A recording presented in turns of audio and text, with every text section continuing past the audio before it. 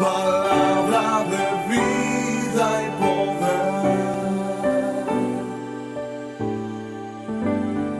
Bienvenidos.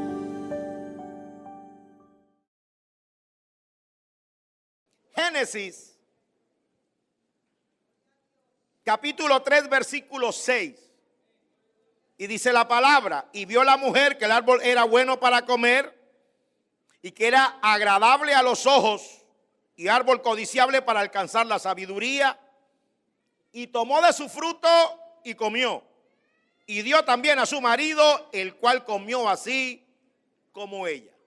Palabra de vida y poder. El poder de la palabra para cambiar el mundo. Tema de hoy: algunos efectos del pecado. Algunos efectos del pecado. Como ya lo mencionaba en el tema que tratamos el domingo anterior, titulado La gravedad del pecado, dimos la definición de lo que es pecado a la luz de la Biblia. Y dijimos que pecar es hacer, decir, pensar e imaginar cualquier cosa que esté en contra de Dios y de su palabra. Lo repito: pecar es hacer, decir, pensar e imaginar cualquier cosa que esté en contra de Dios y de su palabra. También dijimos que esta es una definición, es una ampliación del texto que se encuentra en Primera de Juan, capítulo 3, versículo 4, que dice: todo aquel que comete pecado infringe también la ley, pues el pecado es infracción de la ley. ¿Cuál ley? La ley de Dios, la palabra de Dios. Entonces, de manera sencilla, el pecado se define como infracción o desobediencia a la Biblia, la palabra del Señor, y también es un acto de rebelión contra Dios. Tristemente, hermanas y hermanos, para nosotros el pecado es una realidad, es una lacra hereditaria, y tuvo su comienzo, su origen, en la conducta de Adán en su acto de rebelión en la caída, lo que hizo que el pecado nos fuera traspasado a todos nosotros, como lo confirma el apóstol Pablo en el libro de Romanos capítulo 5, versículo 12. Por tanto, como el pecado entra en el mundo por un hombre, como el pecado entró en el mundo por un hombre, y por el pecado la muerte, así la muerte pasó a todos los hombres, por cuanto todos pecaron. Por eso es que David dice en el Salmo 51:5: he aquí en maldad he sido formado, y en pecado me concibió mi madre. Porque nosotros heredamos, lastimosamente, el pecado de nuestros primeros padres. Por eso el pecado en su naturaleza no cambia.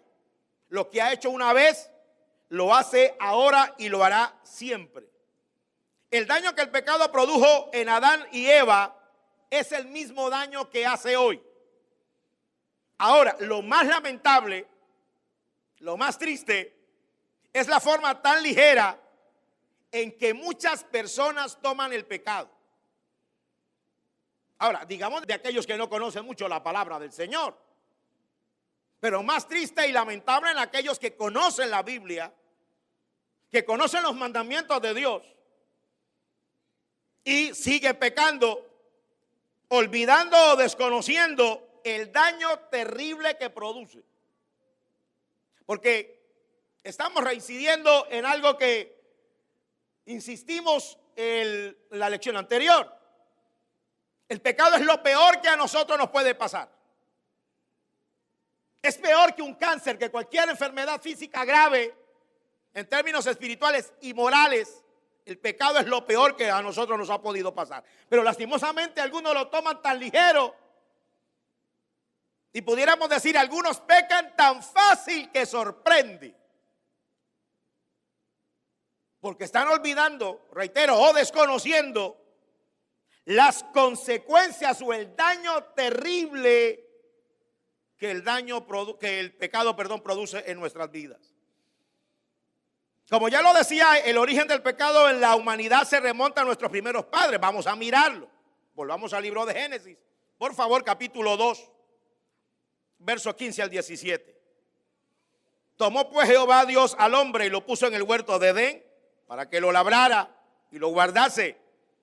Y mandó Jehová Dios al hombre diciendo: de todo árbol del huerto podrás comer, mas del árbol de la ciencia del bien y del mal no comerás, porque el día que de él comieres, ciertamente morirás. Alguien se preguntará, ¿por qué Dios puso un árbol en el huerto para después prohibir a Adán comer de él? Aunque recordemos que la orden era de todos los árboles del huerto podéis comer, se la puso fácil, como digo yo. De todos los árboles del huerto podéis comer, pero del árbol que está en medio del huerto, el árbol de la ciencia del bien y del mal, no comerás, porque el día que de él comiereis ciertamente moriréis. Pero reitero, puede surgir la pregunta, ¿por qué Dios puso un árbol en el huerto para después prohibir a Adán comer de él? Permítame explicar. Sabemos que Dios quería que Adán, le obedeciera. Pero Dios le dio a Adán la libertad de elección, lo que se llama el libre albedrío. Es decir, nosotros somos libres para tomar nuestras decisiones.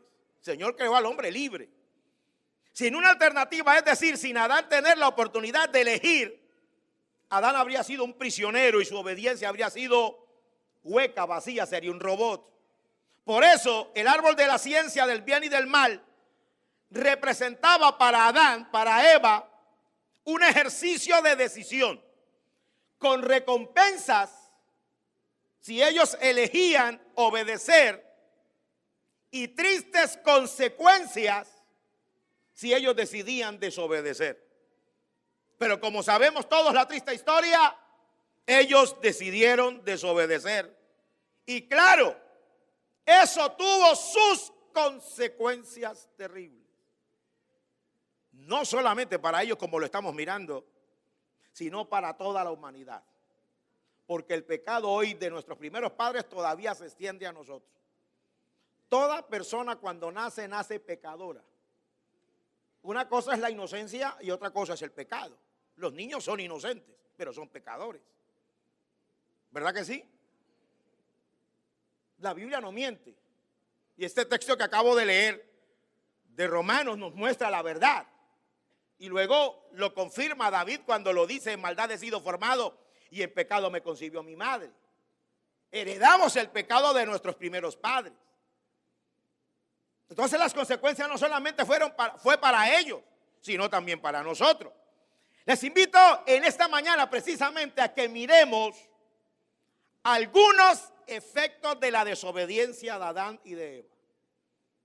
Algunas consecuencias o efectos del pecado que le sucedió a ellos y que nos puede pasar a nosotros si nosotros pecamos. Primer efecto: el pecado produjo en Adán un sentimiento de contaminación, de suciedad.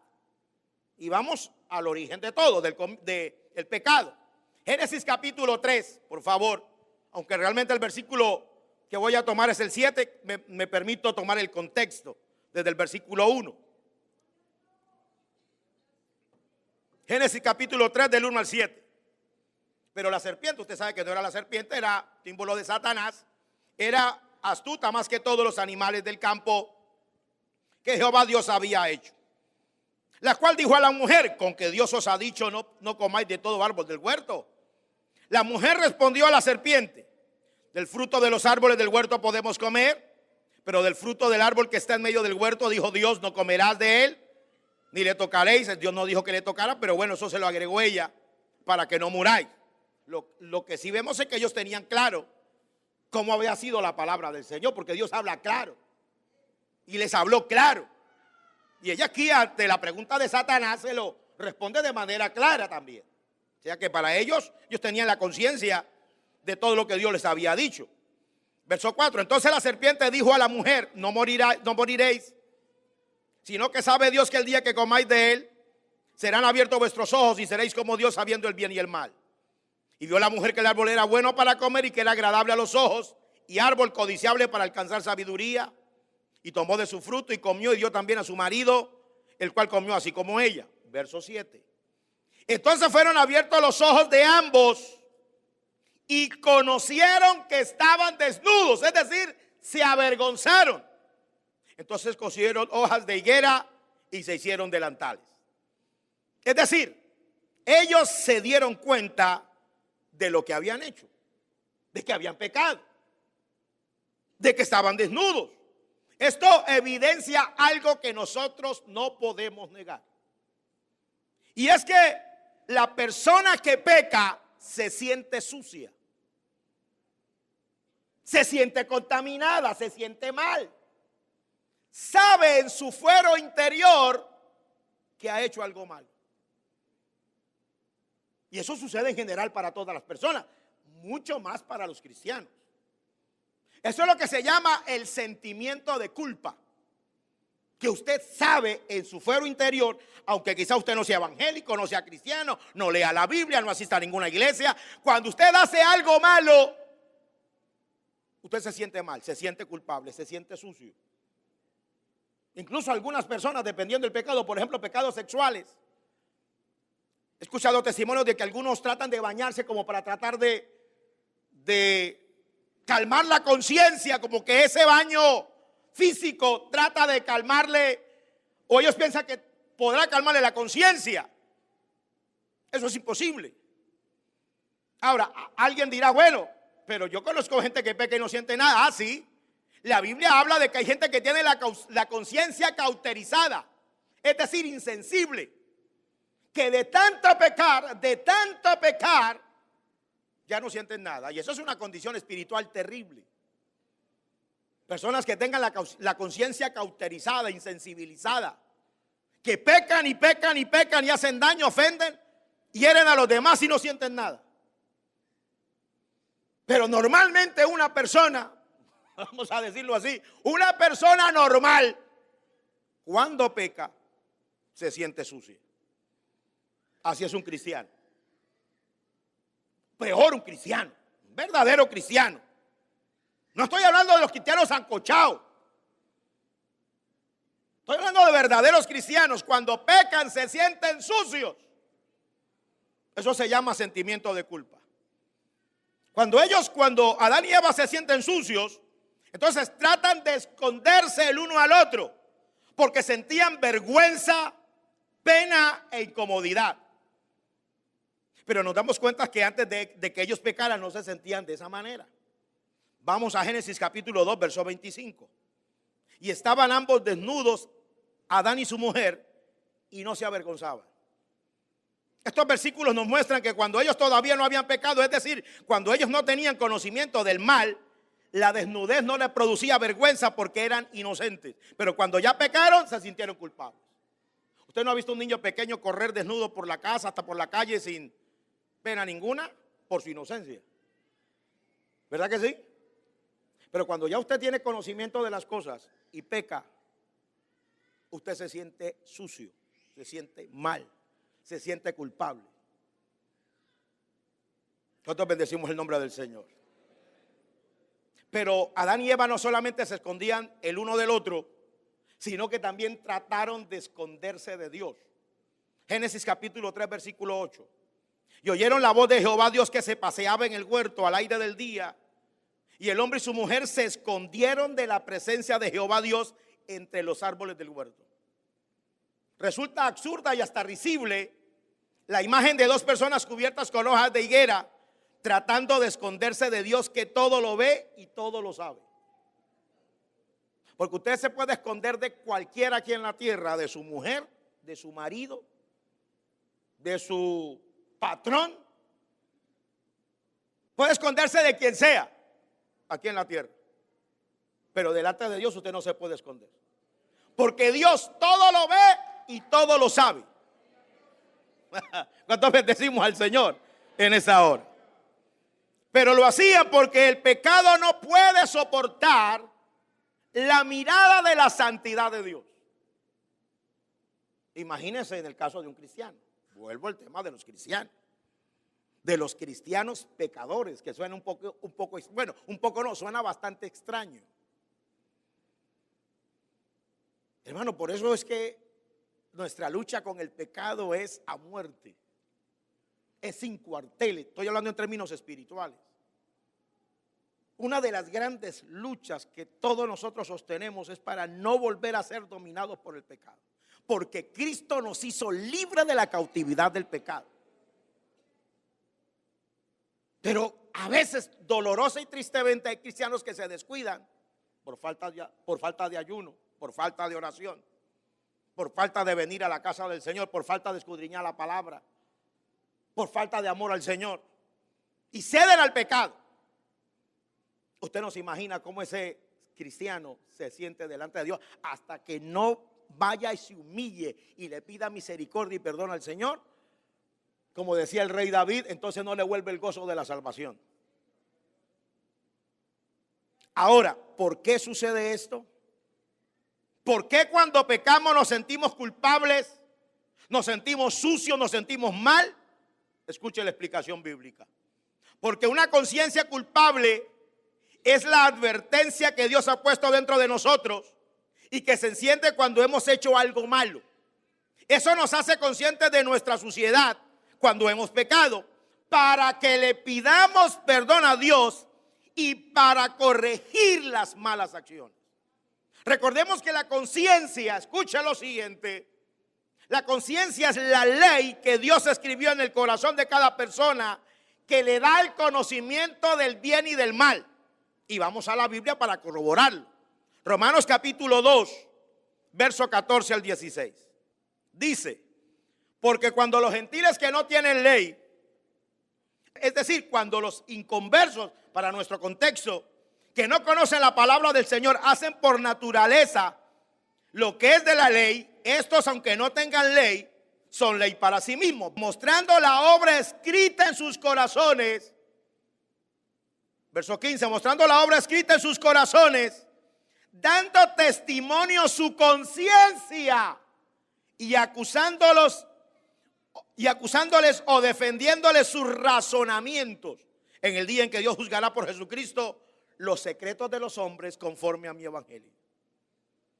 De manera natural, la conciencia fue puesta por Dios, donde nosotros sabemos qué es lo bueno y qué es lo malo.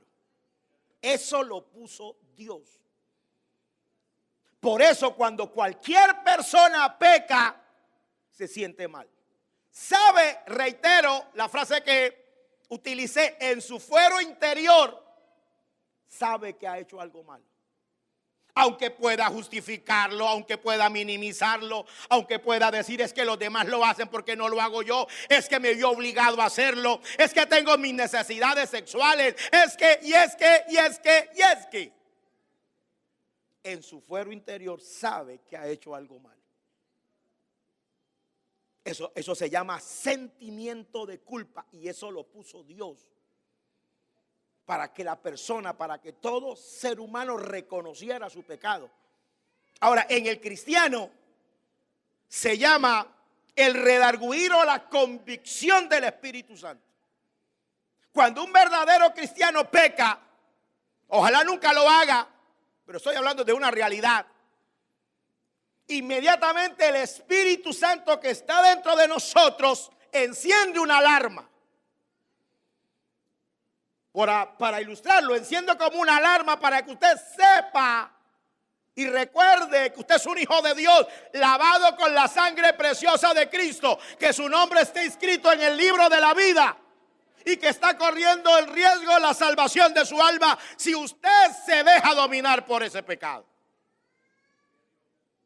Eso se llama la convicción del Espíritu.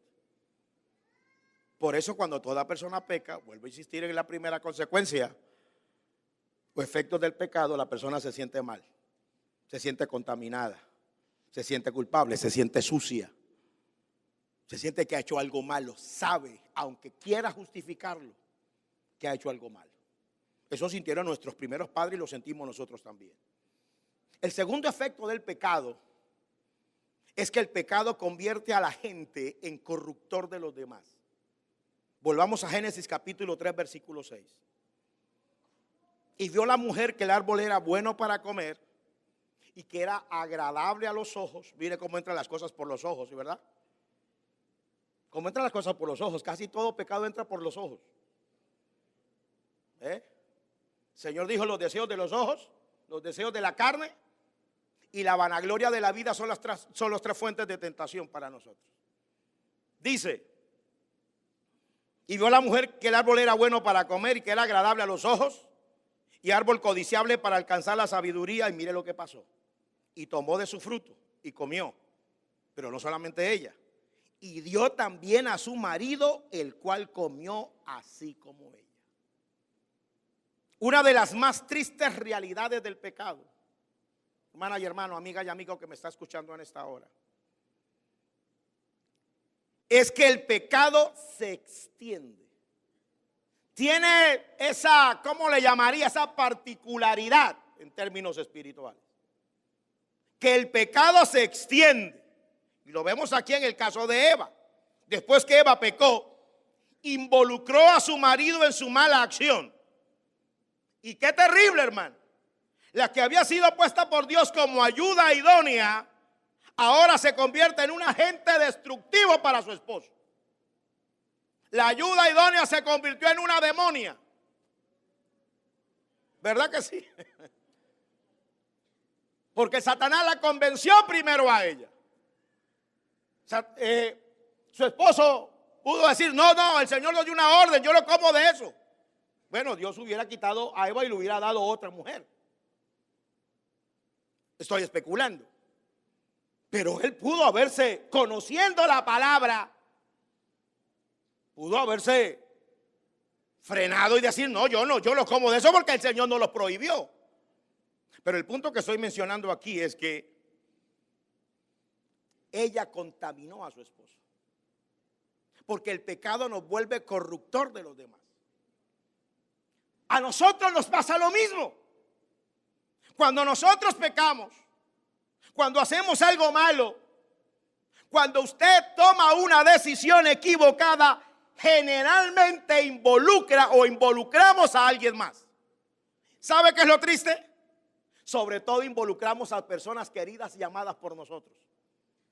A nuestra esposa, a nuestro esposo, a nuestros hijos, a nuestros padres, a nuestros hermanos. Normalmente los que más sufren por nuestras malas decisiones, por nuestros pecados, por nuestro desorden sexual, no solamente somos nosotros.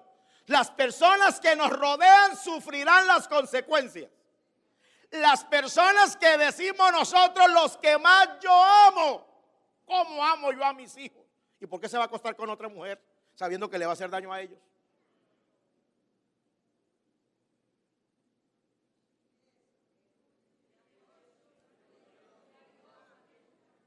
Porque los que más sufren con una separación son los hijos. Los que más sufren con un divorcio son los hijos. Los que más sufren con una infidelidad son los hijos. ¿Dónde está ese supuesto amor que le tiene a su familia? ¿Cuántas lágrimas está derramando su papá y su mamá por usted, sinvergüenza, hijo sinvergüenza, por su pecado, por su desobediencia, por su maldad? Porque eso es lo que hace el pecado. No solamente nos daña a nosotros, daña a las personas que nos rodean. Los hace sufrir, los hace llorar. ¿Cuántas madres se trasnoche esperando a sus hijos borrachines, drogadictos, orándole a Dios para que no los maten en la calle? ¿Y cuántas supuestas palabras bonitas? Mamita, yo te quiero, carreta. Eso es pura mentira. El pecado le hace daño a los demás, no solamente a nosotros. ¿Cuántos bendecimos el nombre del Señor? Algunas de las personas que más amamos sufrirán las consecuencias de nuestro pecado, porque como veneno derramado en un río, el pecado se extiende rápidamente. Y permítame decirle algo duro, pero claro, para eso usted reacciona. Hoy hay muchas personas que se han convertido en agentes de Satanás y en maldición para su familia. Hay gente que es maldición para su familia. Por su pecado, por su maldad, por hacer con su vida lo que le da la gana, se ha convertido en agente de maldición para su familia. Y más, escúchenme por favor, cuando son personas de autoridad, estoy hablándole a los padres y a las madres. Por eso es tan importante el ejemplo de los padres para con los hijos, de las madres, el testimonio. Por eso lo mejor que a nosotros nos ha podido pasar es haber conocido a Cristo Jesús. ¿Cuántos bendecimos el nombre de Cristo para siempre? Denle un fuerte aplauso al Señor, hermano.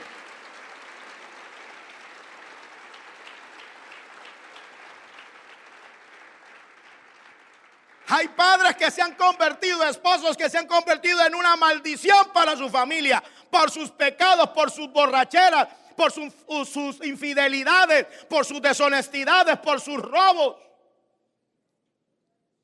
por sus deshonestidades.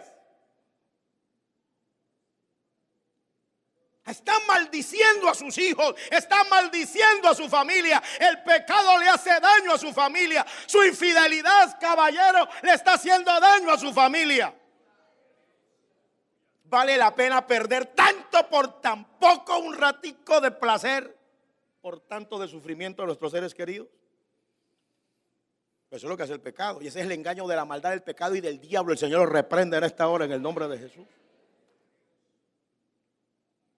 Por eso en los 10 mandamientos encontramos una advertencia de Dios en contra de cualquier pecado, y toma como ejemplo el pecado de idolatría. Vamos a Éxodo capítulo 20, versos 4 y 5. Usted vino a que Dios le hablara, ¿verdad? Usted está sintonizando palabra de vida y poder para que Dios le hable, ¿verdad? Bueno, la palabra está hablando. Dijo el Señor: no te harás imagen ni ninguna semejanza de lo que esté arriba en el cielo, ni abajo en la tierra, ni en las aguas debajo de la tierra. No te inclinarás a ellas ni las honrarás, porque yo soy Jehová tu Dios, fuerte y celoso. Aquí viene, que visito la maldad de los padres sobre los hijos hasta la 3ª y 4ª generación de los que aborrecen. Es decir, el Señor dijo: yo castigo a los hijos, nietos y bisnietos de quienes me odian, de quienes desobedecen mi palabra, de quienes persisten en pecar. ¿Está escuchando esa palabra? No solamente con la idolatría, ese es el ejemplo, con cualquier pecado. Con cualquier pecado. Por eso vuelvo a insistir en la responsabilidad de los padres, de las madres, de las personas que son autoridad, de los pastores, de los líderes en general, de las personas en los puestos de gobierno. Tienen una responsabilidad de dar ejemplo. Alabado sea el nombre de Cristo para siempre. El Señor dijo: yo castigo a los hijos, nietos y bisnietos de quienes me odian. Ahora bien, alguien se preguntará: o sea, pastor, que yo tengo que ser castigado por el pecado de mis padres. Eso me suena a injusticia. Permítame explicarles.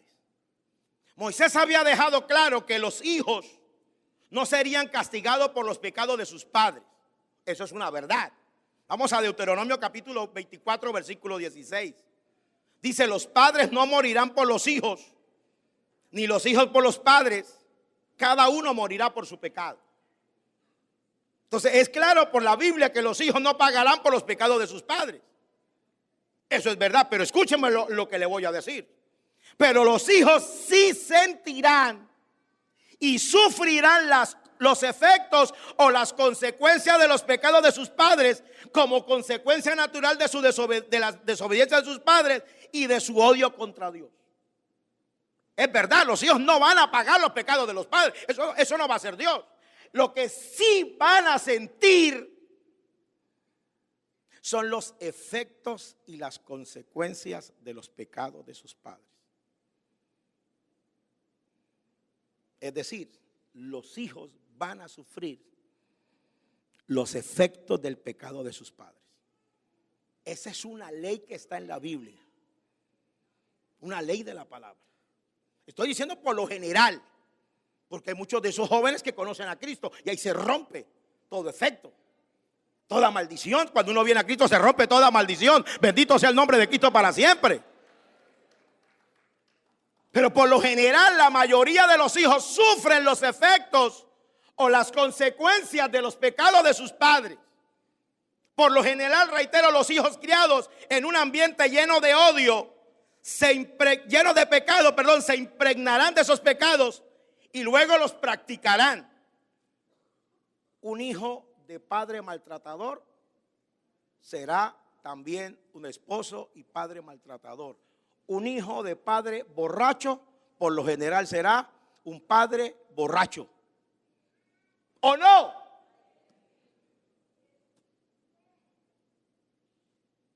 Ahí está la palabra, ahí está la Biblia. Vuelvo a mencionar esto. Por lo general, los hijos criados en un ambiente lleno de pecado se impregnarán de esos pecados. Porque usted sabe que nosotros aprendemos por imitación, y más los niños. Los niños aprenden por imitación. Todo lo que le ven hacer a los padres, ellos lo hacen. La forma de caminar, la forma de hablar, la forma de actuar, sus acciones, sus palabras. Lo imitan los hijos de los padres. ¿Cuál es el modelo de ellos? Los padres. Imagínese un padre borracho, grosero, mujeriego, maltratador. Parece una contradicción. Lo que más los hijos odian de los padres, lo vuelven a repetir. Porque es el ciclo del pecado. A veces no hay explicaciones para eso. Espiritualmente sí tiene una explicación. Y es que el pecado se transmite a los hijos.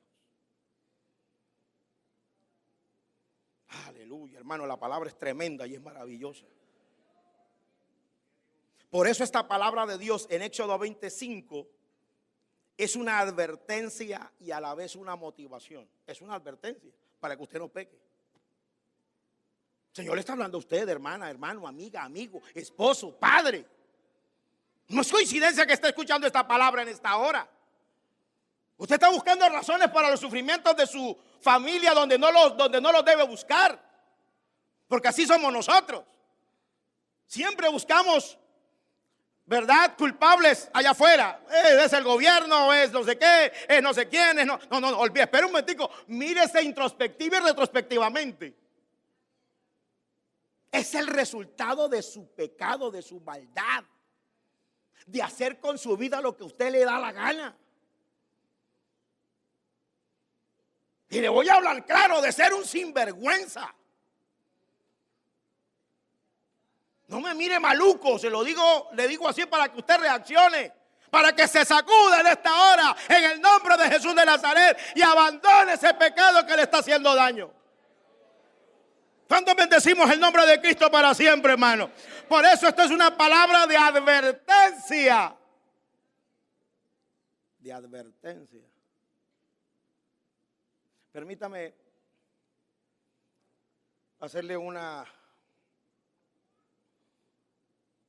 explicación real.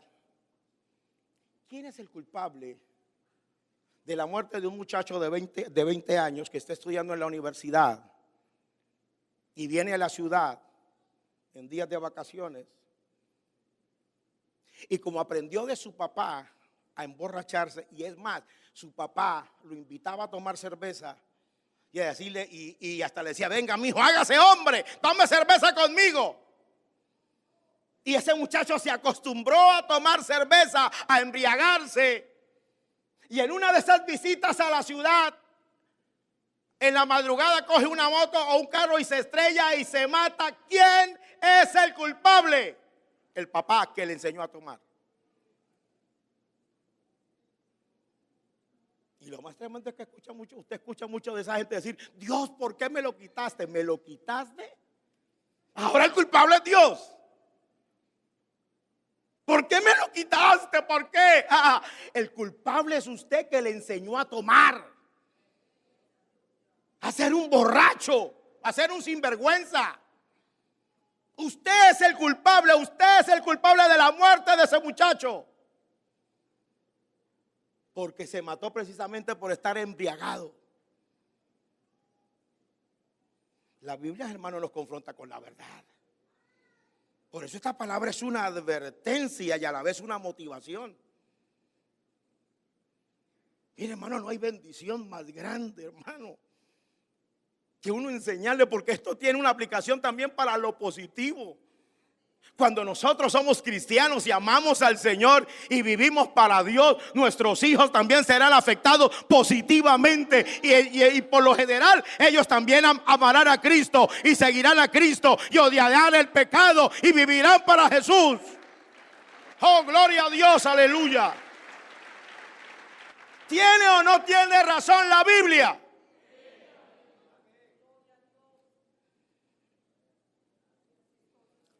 ¿Sabe cuál es el problema cuando hay una maldición? Cuando usted se convierte en una maldición para su familia, por sus pecados. Cuando usted, Señor Padre, por su pecado y por su maldad se convierte en una maldición para los seres que más ama. ¡Qué contradicción, reitero! Que según la Biblia, para eliminar los efectos en una generación desobediente, se requiere varias generaciones. Para eliminar los efectos del pecado en una generación, no estoy hablando de personas, de generaciones. Porque en algunos casos algún familiar se convierte al Señor, algún hijo se convierte al Señor, pero su familia sigue estando bajo la maldición del pecado de ese padre. Solamente se rompe cuando uno viene a Cristo. ¡Ah, qué bendición tan grande el día que conocimos a Jesús, hermano! Porque el Señor dice, de modo que si alguno está en Cristo, nueva criatura es. Las cosas viejas pasaron, he aquí todas son hechas nuevas. ¿Cuántos bendecimos el nombre del Señor por eso? Segunda de Corintios 5:17. Por eso es que el Señor nos invita, y lo está haciendo en esta hora, a muchas personas. Porque a Dios le gusta hablar claro. Por eso el Señor les está invitando a reconocer y a confesar su pecado delante de Él antes que siga contaminando a los que están a su alrededor. Porque si ahora usted no lo nota, usted tristemente lo va a notar. Usted se va a dar cuenta que su pecado va a contaminar a su familia, va a contaminar a sus hijos, va a contaminar a sus seres queridos, los va a hacer sufrir, los va a hacer llorar. Les va a traer maldición física, maldición económica. Y el Señor dice, yo no quiero eso para usted, yo no quiero eso para su familia, yo quiero bendecir a su familia. Pero usted tiene que abandonar el pecado, debe abandonar el pecado. Para eso yo di mi vida por ti en el Calvario, para perdonarte de todo pecado y de toda maldad. Haz un alto en el camino en esta hora.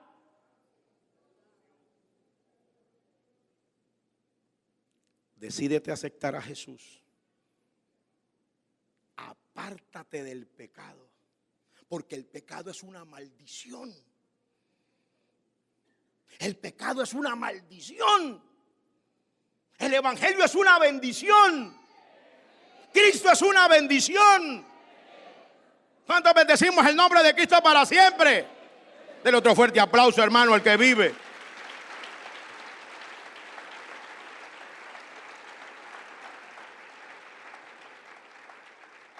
Bien, el segundo efecto o consecuencia del pecado nos lleva al tercero.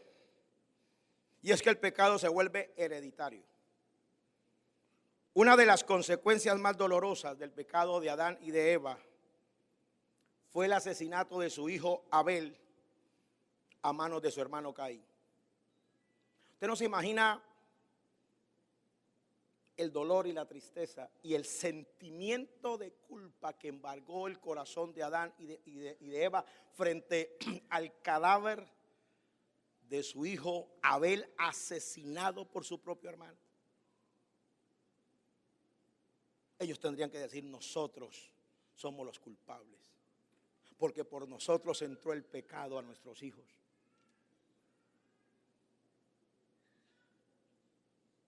Y eso sigue sucediendo hoy.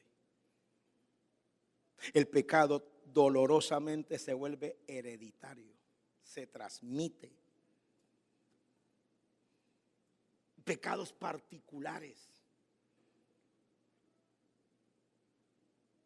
Alcoholismo, drogadicción, infidelidades, palabras vulgares, actitudes, comportamientos, por lo general se transmite. Porque el pecado se hereda. El pecado lo transmitimos. Esto ratifica y nos demuestra que los padres transmiten a los hijos las tendencias pecaminosas. El pecado se vuelve hereditario. Sin embargo, es importante volver a aclarar aquí que eso no significa que cada uno no va a responder de manera individual por su pecado delante de Dios. Insisto en que la Biblia ratifica el principio de la responsabilidad personal. Ezequiel capítulo 18, versos 19 y 20. Y si dijereis, ¿por qué el hijo no llevará el pecado de su padre? Respuesta, porque el hijo hizo según el derecho y la justicia. Guardad todos mis estatutos y los cumplió. De cierto vivirá. El alma que pecare, esa morirá. El hijo no llevará el pecado del padre, ni el padre llevará el pecado del hijo. La justicia del justo será sobre él y la impiedad del impío será sobre él. Ahí está con claridad. Pero sí las consecuencias, los efectos y el pecado si la persona no se arrepiente. Este hijo que menciona aquí Ezequiel fue porque se arrepintió, vivió en rectitud, cumplió la palabra de Dios, obedeció la palabra de Dios. Vuelvo a leerlo porque es tremendo este texto. Y si dijereis, ¿por qué el hijo no llevará el pecado de su padre? Aquí está hablando de un hijo cristiano que se convirtió a Jesús. Por eso, papá y mamá, dele gracias al Señor si su hijo conoció a Cristo. Haga fiesta espiritual. Adore a Dios por eso. Lo más lindo que a nosotros como padres nos pueda pasar es que nuestros hijos sigan a Cristo, hermano. La mejor herencia que nos puede dar, que le podemos dejar a nuestros hijos, es la vida cristiana, el evangelio de Cristo. Dice, porque el hijo hizo según el derecho, es decir, actuó correctamente y la justicia.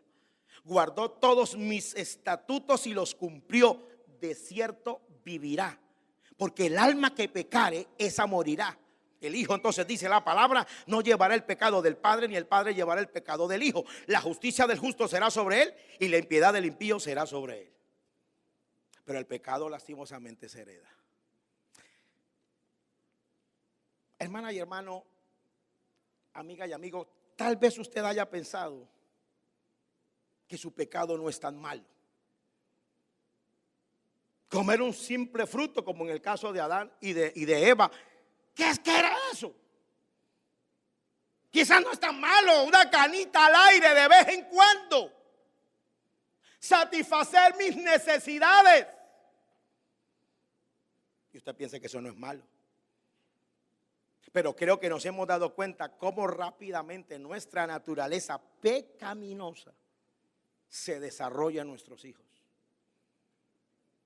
Y sí, es verdad, se cumple el adagio popular o la frase popular: el hijo de tigre sale pintado y a veces con más rayas que las del papá.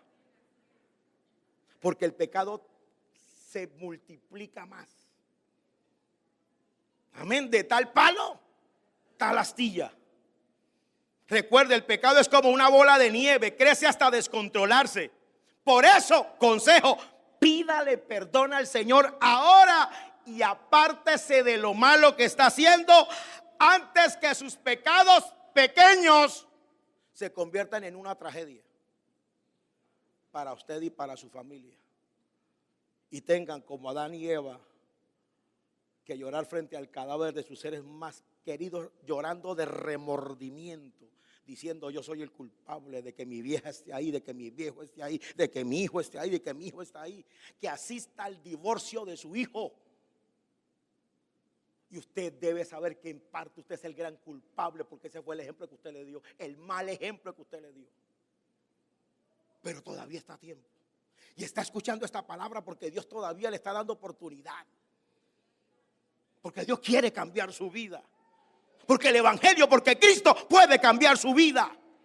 Él puede hacerlo de nuevo, absolutamente todo. Tiene ese poder para hacerlo. Aleluya. El cuarto y último efecto del pecado es que el pecado contamina y envicia toda la vida. El pecado contamina y envicia toda nuestra vida. Nos hemos dado cuenta que todo pecado en todas sus formas, los que conocemos hoy, es el resultado de aquel pecado original cometido por nuestros primeros padres. Igual sucede con nuestros pecados. Si le damos tiempo y oportunidad, resultará en lo mismo.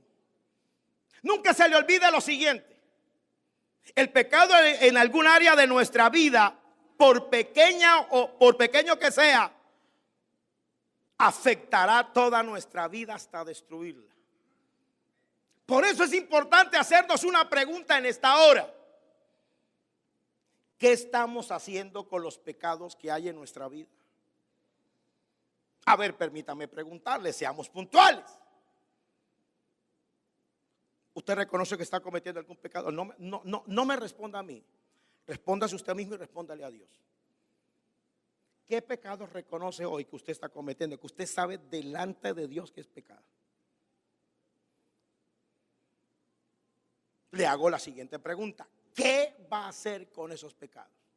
Si usted sabe que le hace daño, que lo hacen sufrir, que traerá consecuencias terribles, que hará sufrir a sus seres más queridos,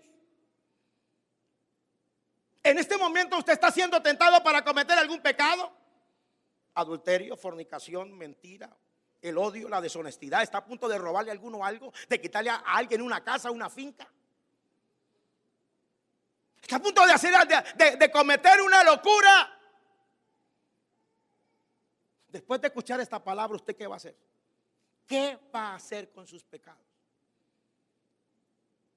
Podemos pensar que podemos mantener un pecado, por pequeño que nosotros lo consideremos, en algún área o parte de nuestra vida, sin afectar las otras partes. Pero eso no es precisamente la forma en que funciona. Un pecado en un aspecto de nuestra vida, en un área de nuestra vida, afectará, escuche lo siguiente, afectará tarde o temprano los demás aspectos de nuestra vida, hasta provocar que nuestra vida entera sea destruida.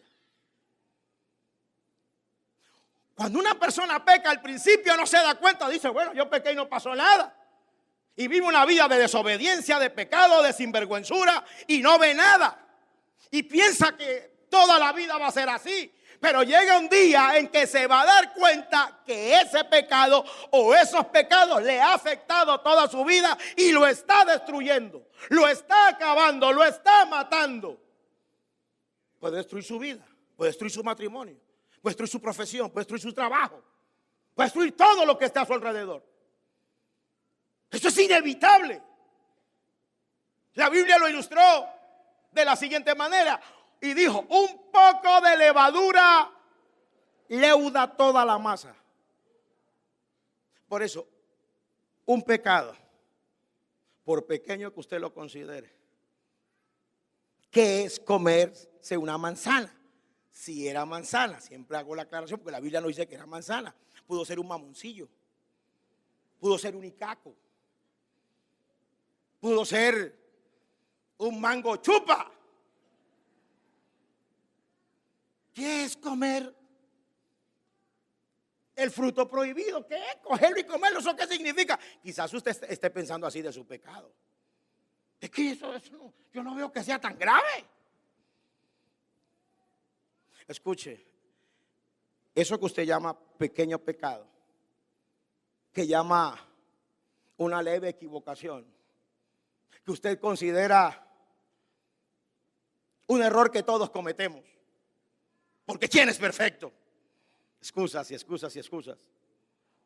Ese pequeño pecado, ese comillas pequeño pecado, tarde o temprano te va a destruir, si no lo sacas de tu vida.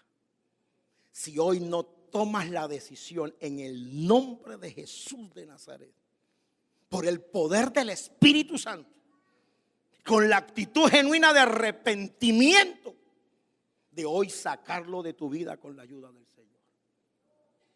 Escucha el siguiente ejemplo. Un vaso puede contener 99.99% de agua y un 1% de cianuro. Pero ese 1% de cianuro es suficiente para matar a la persona que se tome ese vaso con agua. Ese pequeño pecado que usted llama es suficiente para destruirlo a usted, para acabarlo a usted. Cuando miramos, por ejemplo, a los personajes en la Biblia que terminaron mal, que ese es otro tema que vamos a tratar. Personajes que terminaron mal. Nos damos cuenta que la razón de su triste final fue que no sacaron de su vida los pecados que había en ellos. Porque la Biblia no esconde las fallas, los pecados, los defectos de sus personajes, para que nosotros tomemos ejemplo de ellos y no los imitemos. Por ejemplo, Sansón, un juez de Israel, conocido solamente en el mundo por su cabellera.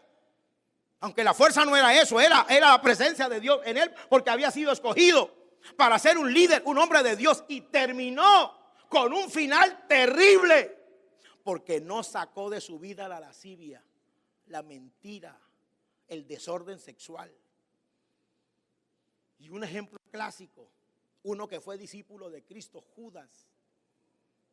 Hermano, ¿dónde estaría Judas hoy si no se hubiera dejado dominar por ese que él llamaba pequeño pecado de avaricia, de amor al dinero? Sí, porque lo de Judas no fue adulterio, no fue quizás un pecado escandaloso, fornicación, asesinato, robo, a mano armada digo, porque sí robaba. Sustraía de la tesorería del Señor. Nunca corrigió el defecto de la avaricia, nunca sacó el pecado. Por más que el Señor hablaba de no hacer riquezas en la tierra, sino en el cielo. Por más que el Señor hablaba sobre todos esos pecados, nunca quiso sacar de su corazón el pequeño pecado, según él, de avaricia. ¿Y a dónde lo llevó? Al infierno. Y veía a Jesús hacer milagros, sanidades, convertir el agua en vino. Vio alimentar a más de 5,000 personas. Vio a Jesús caminar sobre el mar. Nada de eso sirvió, porque nunca sacó de su corazón el pecado que había. Mire que a usted no le sirve ser predicador, ni pastor, ni evangelista, ni misionero, ni apóstol, ni sanar enfermos, libertar cautivos. Si usted sigue en pecado, eso no lo va a salvar. A nosotros nos salva la obediencia a la vida de santidad, viviendo una vida que agrade al Dios que vive y permanece para siempre. Denle un fuerte aplauso al Señor en esta hora. Aleluya.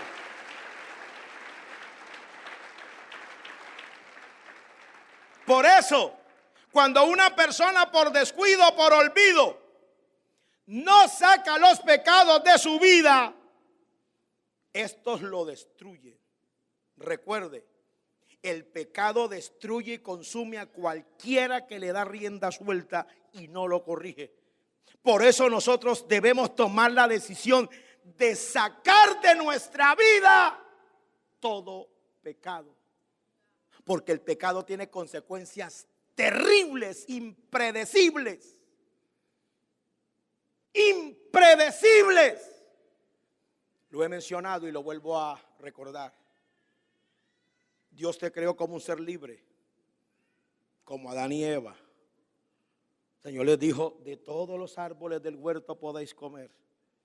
Todos. Coman patilla, mango, piña, melón, frijoles. Coman de todo. Pero hay un árbol del cual no pueden comer.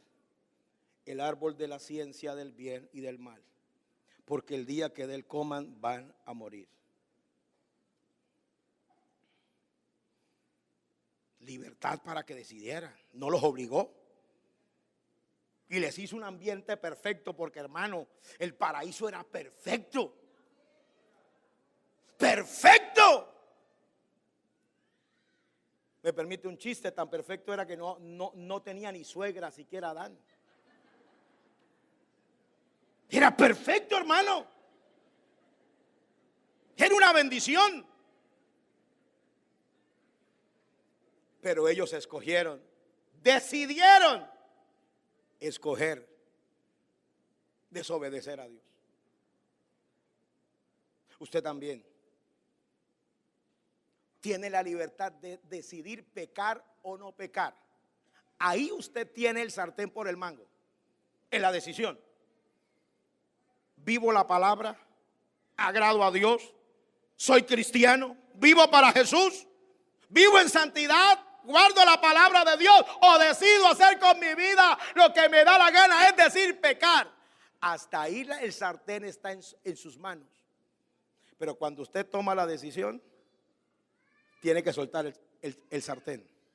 Porque cuando usted toma la decisión, ya usted pierde el control de las consecuencias de sus decisiones.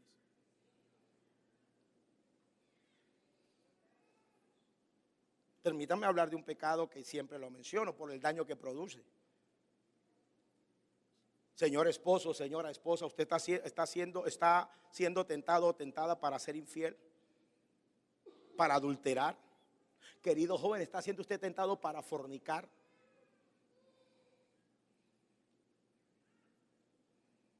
¿Es usted una persona soltera y tiene relaciones sexuales y la palabra dice que eso es pecado delante de Dios? No hay aplausos, ni hay alabanzas, ni hay, pero esa es la verdad de la palabra. Usted decide obedecer o desobedecer la palabra. Pero cuando usted ya toma la decisión de ser infiel, de acostarse con una mujer, por ejemplo, que no es su esposa, pensando que usted tiene el derecho de una canita al aire, eso se va a saber. El Señor le va a destapar la olla podrida. Se la va a destapar. Y cuando se destape, aténgase. Porque hasta su familia la puede perder. Si ve que usted ya no tiene control, con las consecuencias usted pierde el control. Pierde el control, ya no hay nada que hacer. Puede pasar cualquier cosa, cualquier cosa.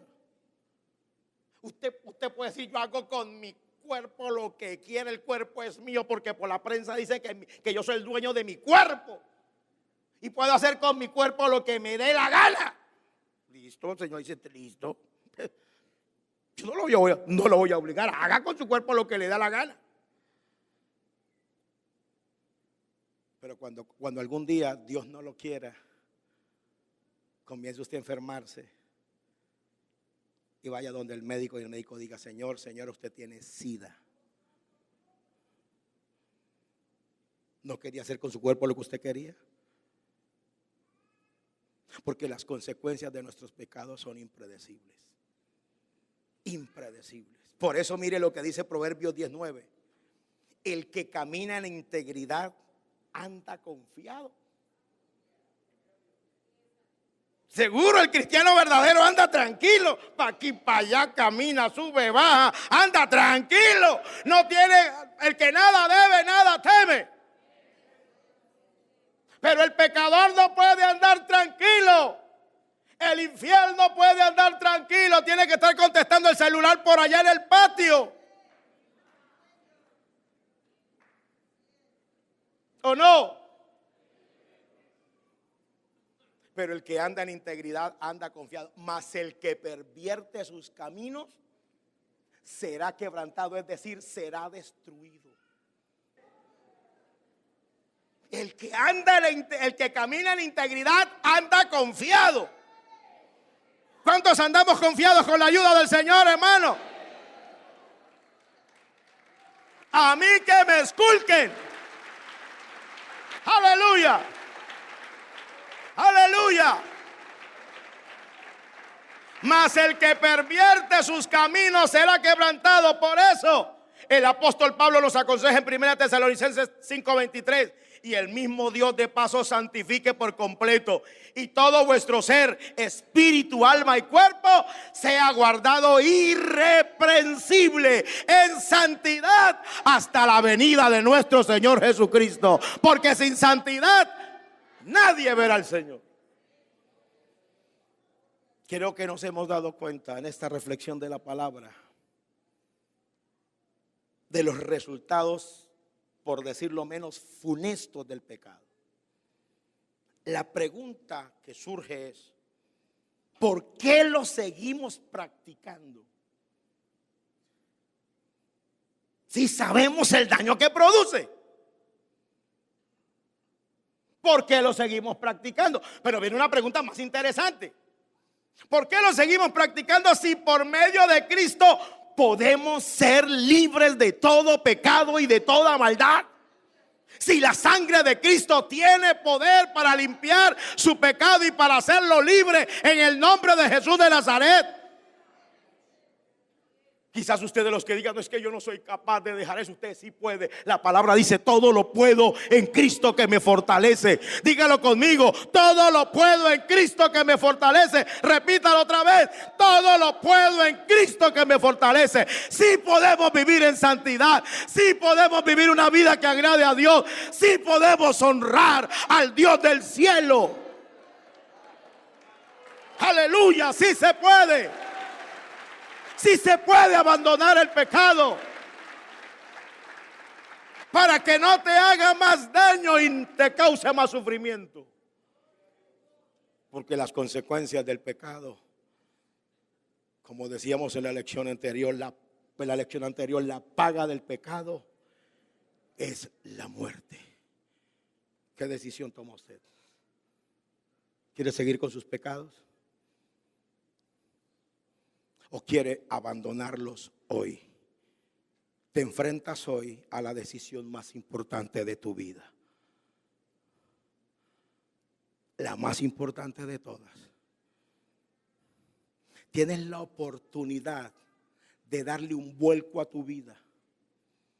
Porque eso es lo que promete. Yo mencionaba durante la enseñanza segunda de Corintios 5:17. De modo que si alguno está en Cristo, nueva criatura es. Las cosas viejas pasaron. He aquí todas son hechas nuevas.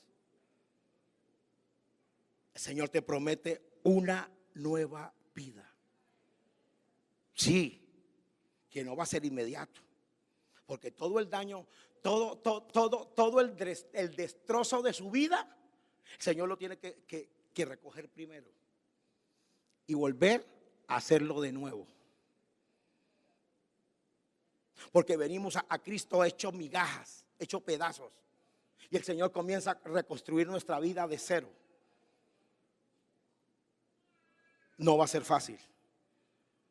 Porque las cosas importantes en la vida nunca serán fáciles. Ser cristiano, vivir en santidad, apartarse del pecado nunca será fácil. Ir al cielo no será fácil. Pero sí lo podemos con la ayuda del Señor.